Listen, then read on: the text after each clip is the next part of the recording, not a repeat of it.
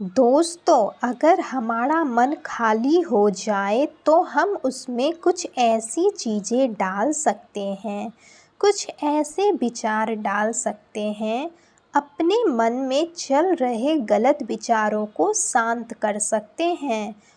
और अगर एक बार हमारा मन शांत हो जाए तो हम उससे कुछ भी करवा सकते हैं। इसलिए अगर आप अपने मन को शांत करवाना चाहते हैं तो इस कहानी को पूरा ज़रूर सुनिएगा। एक नगर में एक नौजवान युवक रहता था। उसका मन हर समय भटकते रहता था। उसके मन में कोई ना कोई नकारात्मक विचार चलते रहते थे। उसका मन कभी शांत नहीं होता था। वह भी कोई काम करता, वह काम उल्टा हो जाता था। वह हमेशा अपने अतीत के बारे में सोचता रहता था कि काश मैंने अपने अतीत में सब कुछ अच्छा किया होता, या तो अपने भविष्य को लेकर चिंता में रहता था कि वह भविष्य में कुछ कर पाएगा या नहीं। वह यही सब बस सोचता रहता था। एक दिन उसके मित्र ने उसे जंगल में एक बौद्ध भिक्षु के बारे में बताया और कहा, तुम अपनी समस्या उनको बताना, वह कोई उपाय बताएंगे। यह सुनकर वह युवक बौद्ध भिक्षु के पास चला गया और अपनी सारी समस्या उनको बताया। बौद्ध भिक्षु ने उसकी समस्या सुनी और कहा, तुम मुझसे क्या जानना चाहते हो? तो युवक ने कहा, मैं अपने मन को शांत व खाली करना चाहता हूँ। मैं आपसे यह जानना चाहता हूँ कि मन को शांत कैसे करते हैं। मेरा मन हर वक्त विचारों से भरा रहता है। मेरा ध्यान एक जगह लग ही नहीं पाता। मेरे हर काम में समस्या आ जाती है। मैं एक चीज़ करना चाहता हूँ तो नकारात्मक विचारों के कारण दूसरी चीज़ पर पहुँच जाता हूँ। मेरा मन एक जगह ठहरता ही नहीं है। मेरे मन में हर दिन हजारों विचार चलते रहते हैं और यह कब होता है, क्यों होता है, मुझे कुछ पता ही नहीं चलता। मैं अपने मन को शांत व विचारों को एकाग्रचित करना चाहता हूँ। फिर बौद्ध भिक्षु ने कहा, किसी समस्या का समाधान तभी निकाला जाता है जब हम उस समस्या की जड़ तक पहुँच जाते हैं, समस्या को ठीक से समझते हैं और जानते हैं। आगे बौद्ध भिक्षु कहते हैं, जिस मन को तुम खाली करना चाहते हो, क्या तुमने अपने मन को थोड़ा बहुत भी समझा है, जाना है? यह सुन के युवक ने कहा, मैंने अपने मन को बहुत जानने की कोशिश की है, लेकिन मैं जितना इसके बारे में जानना चाहता हूँ, मेरा मन उतना ही रहस्यमयी होता जाता है। तब बौद्ध भिक्षु ने उस युवक को एक घड़ा दिया और कहा, जाओ इस घड़े में छोटे छोटे पत्थर भर के लाओ। फिर वह युवक वहाँ से गया और छोटे छोटे पत्थर भरकर बौद्ध भिक्षु को दे दिया। तब बौद्ध भिक्षु ने उस युवक से कहा, इस घड़े को तुम अपना मन समझो और पत्थरों को अपने विचार समझो। अब इस घड़े में और पत्थर डालो। उस युवक ने घड़े में और पत्थर डालना शुरू किया। क्योंकि घड़ा पहले से ही भरा हुआ था, तो 2-4 पत्थर डालने के बाद वह घड़ा से बाहर निकलने लगा।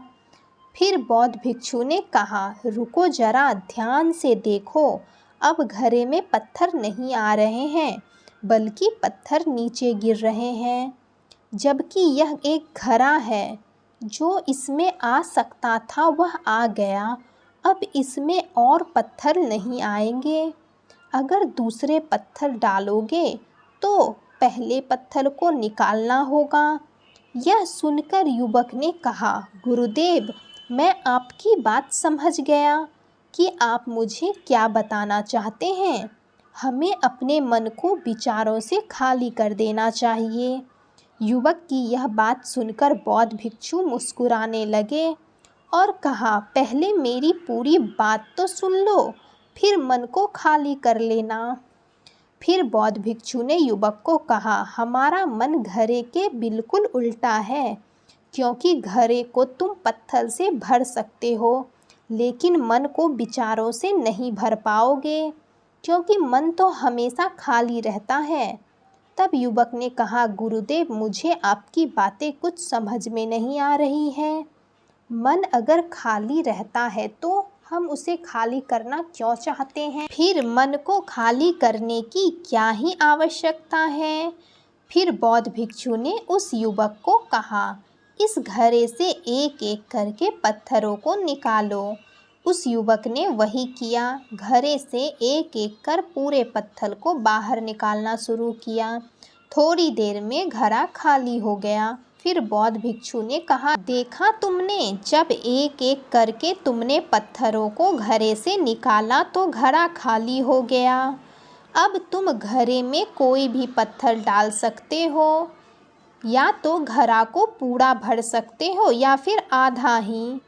तब युवक ने कहा, यही तो मैं कह रहा हूँ कि मुझे अपने मन को खाली करना है। यह तो एक पत्थर है, इसे आसानी से बाहर निकाल सकते हैं और घड़े के खाली किया जा सकता है, लेकिन गुरुदेव, मैं अपने मन को खाली कैसे करूं? फिर बौद्ध भिक्षु ने कहा, इस घड़े में एक पत्थर डालो और 2 पत्थर निकालो। तब युवक ने कहा, ऐसा कैसे हो सकता है? जब इस घड़े में एक पत्थर होगा तो मैं एक ही पत्थर बाहर निकालूंगा ना, 2 कैसे निकालूंगा? तो बौद्ध भिक्षु ने कहा, ऐसा नहीं हो सकता है तो ऐसा करो, इस घड़े में 2 पत्थर डालो और 4 पत्थर निकालो। तो युवक ने कहा, ऐसा कैसे हो सकता है? यह कोई चमत्कारी घड़ा तो है नहीं कि एक डालूं और 2 निकालूं। यह सुनकर बौद्ध भिक्षु ने कहा, यह घड़ा तो चमत्कारी नहीं है, लेकिन तुम्हारा मन तो चमत्कारी है, क्योंकि इसमें एक विचार डालते हो तो 2 विचार आते हैं, और जब तुम उन 2 विचारों को पकड़ते हो तो 4 विचार आते हैं। ऐसा करते करते विचारों की एक लंबी श्रृंखला बन जाती है और फिर तुम कहीं नहीं रुकते, एक के बाद एक विचारों को पकड़ते जाते हो। यह मिट्टी का घड़ा तो पत्थरों से भर जाएगा, लेकिन तुम्हारा मन कभी नहीं भरता, वह हमेशा खाली रहता है। लेकिन वह खाली नहीं करता। यह इस मन की माया है कि सब कुछ है और कुछ भी नहीं। फिर उस युवक ने कहा, गुरुदेव, मैं आपकी बात समझ रहा हूँ, लेकिन क्या मैं हमेशा अपने विचारों के जाल में ही फंसा रहूँगा? क्या मन के इस माया जाल से निकलने का कोई रास्ता नहीं? फिर बौद्ध भिक्षु ने कहा, इस मिट्टी के घड़े में आधे पत्थर भर दो।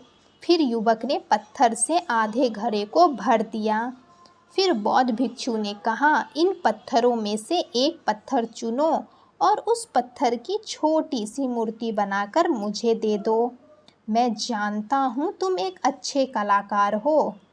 युवक ने एक पत्थर निकाला और उस पत्थर को तराशने लगा, लेकिन जब वह पत्थर को तराशने लगा तो उसे लगा यह पत्थर सही नहीं है, तो उसने दूसरा पत्थर घड़े से निकाला, लेकिन उसे वह पत्थर भी पसंद नहीं आया। फिर उसने तीसरा पत्थर निकाला, वह तीसरा पत्थर भी उसे कुछ ठीक ठाक नहीं लगा। फिर वह चौथा पत्थर निकालता है तो उसका रंग उसे पसंद नहीं आया। ऐसा करते करते युवक ने सारे पत्थरों को घड़े से निकाल दिया।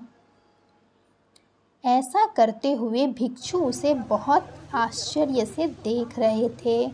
फिर बौद्ध भिक्षु ने उसे कहा कि जो पत्थर तुमने सबसे पहले निकाला था उसे ही अंतिम पत्थर समझकर मूर्ति बनाओ। सोचो कि उसके बाद तुम्हारे पास कोई और विकल्प नहीं है। फिर युवक ने उसी पत्थर से एक बहुत ही सुंदर मूर्ति बनाई और बौद्ध भिक्षु को भेंट की। फिर युवक ने कहा कि इस पत्थर से इतनी सुंदर मूर्ति भी बन सकती है। उस युवक की बात सुनकर बौद्ध भिक्षु ने कहा, जब हमारे पास कोई और विकल्प नहीं होता है तब हम उस विकल्प में ही संपूर्ण ऊर्जा लगाते हैं और उसी को सबसे बेहतर बनाते हैं। और जब हमारे पास कई सारे विकल्प होते हैं तो पत्थर चुनते भी नहीं और मूर्ति बनती भी नहीं। हमारा मन भी एक विचार के पीछे हजारों विकल्प खोल कर रख देता है और एक मुख्य विचार को छोड़कर हजारों फालतू के विचारों में उलझ कर रह जाता है। फिर उस युवक ने कहा, गुरुदेव, मैं आपकी बातों को बहुत अच्छे से समझ गया, लेकिन अब मुझे क्या करना चाहिए?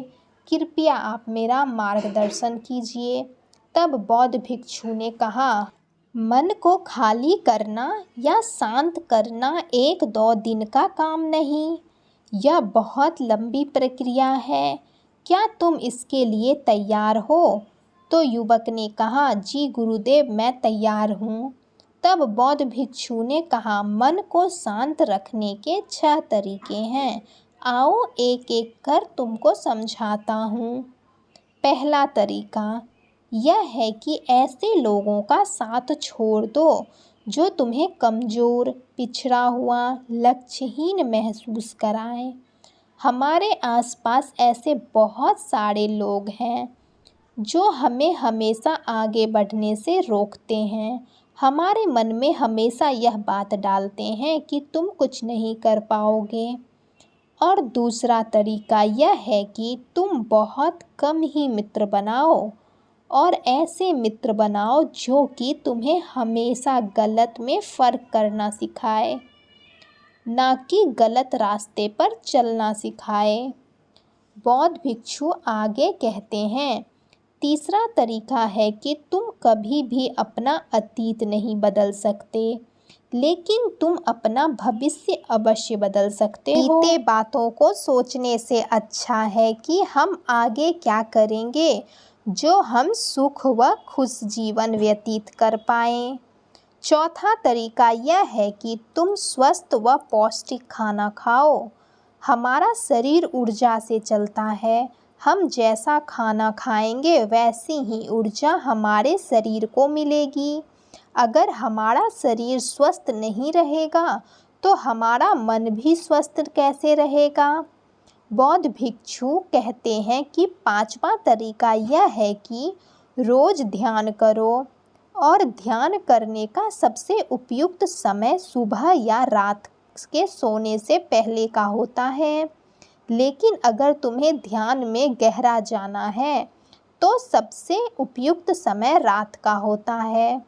रात में सोने से पहले ध्यान करने से नींद भी अच्छी आती है। आगे बौद्ध भिक्षु कहते हैं कि 6ठा तरीका यह है कि तुम अपने जीवन में नई नई जगहों या नई चीज़ों का आनंद ले सकते हो। कहीं घूमने जा सकते हो, क्योंकि एक पुरानी कहावत है कि एक लंबी यात्रा आपको 100 किताबों के बराबर ज्ञान देती है।